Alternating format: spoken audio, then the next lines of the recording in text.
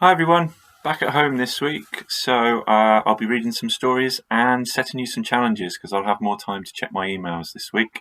So today's story is called The Lost Thing, which is a really good story, and I used this when I used to be teaching in year 4. It's a really good story. I love this story. So, do you want to hear a story? Well, I used to know a whole lot of pretty interesting ones.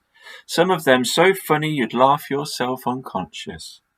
Others so terrible you'd never want to repeat them.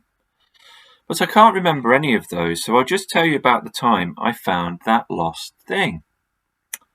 This all happened a few summers ago. One rather ordinary day by the beach. Not much was going on.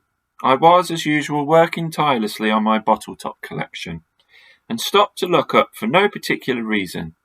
That's when I first saw the lost thing. There's some really lovely illustrations in this book.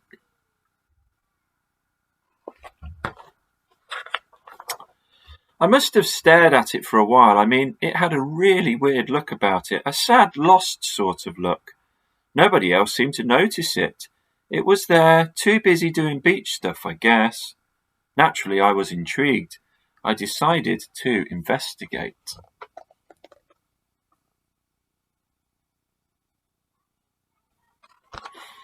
Sure didn't do much. It just sat there, looking out of place. I was baffled.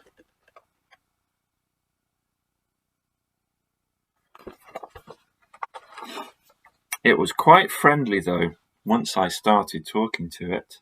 I played with the thing for most of the afternoon.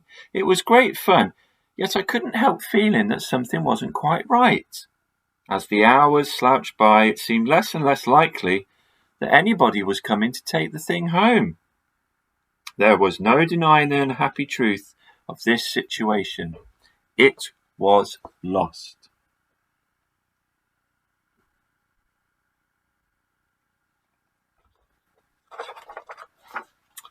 I asked a few people if they knew anything about it, but nobody was very helpful.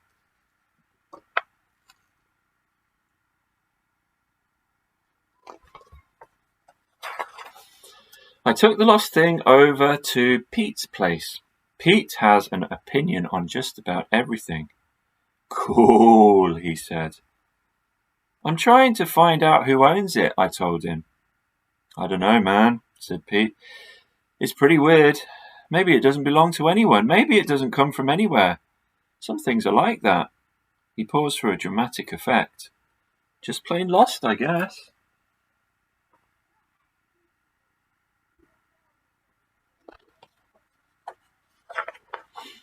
There was nothing left to do but to take the thing home with me. I mean, I couldn't just leave it wandering the streets. Plus, I kind of felt sorry for it.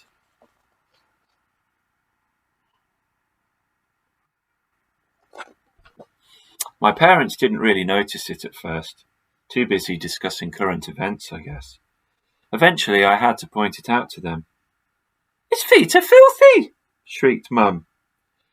It could have all kinds of strange diseases, warned Dad. Take it back where you found it, they demanded at the same time. It's lost, I said. But they'd already started talking about something else.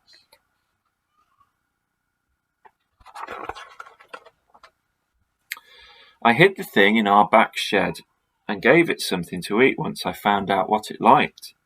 It seemed a bit happier then, even though it was still lost.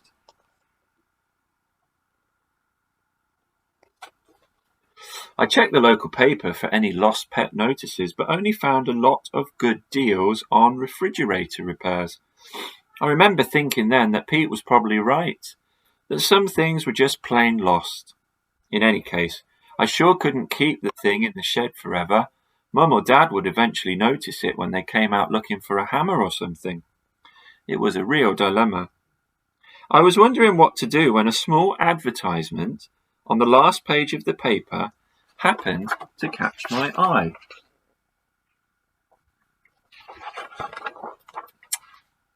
Are you finding that the order of day-to-day life is unexpectedly disrupted by objects without names, unclaimed property, troublesome artifacts, things that don't belong, filing cabinet leftovers?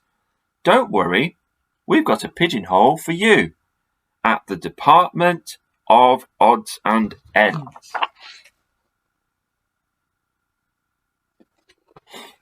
The next morning we caught a tram into the city.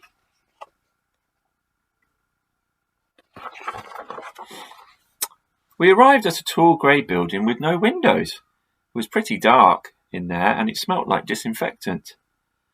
"I have a lost thing," I called to the receptionist at the front desk. "Fill in these forms," she said. The lost thing made a small, sad noise.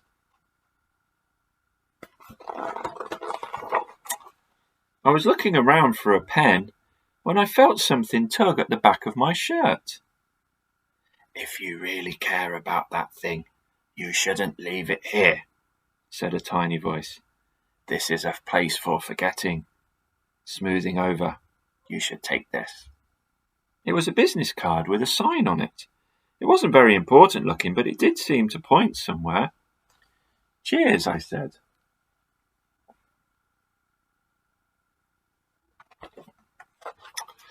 At that point, we left that tall grey building and hunted all over the place for this sign. It wasn't an easy job, and I can't say I knew what it all meant.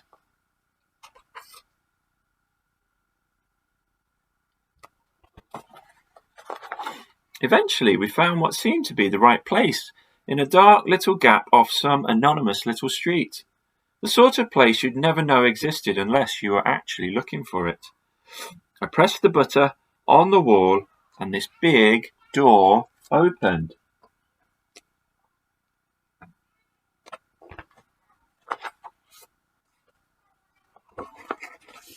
There we go. All the lost things. They have a place. Oops. I still think about that lost thing from time to time, especially when I see something out of the corner of my eye that doesn't quite fit. You know, something with a weird, sad, lost sort of look. I see that sort of thing less and less these days, though. Maybe there aren't many lost things around anymore.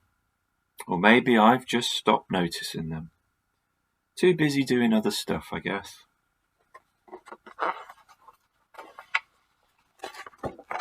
That's the end.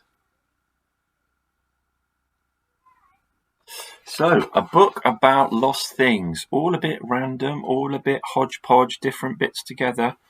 I wonder if you could design a lost thing that could be living in this land of lost things. There's all sorts of crazy stuff on there. There is also a very good animation of this story.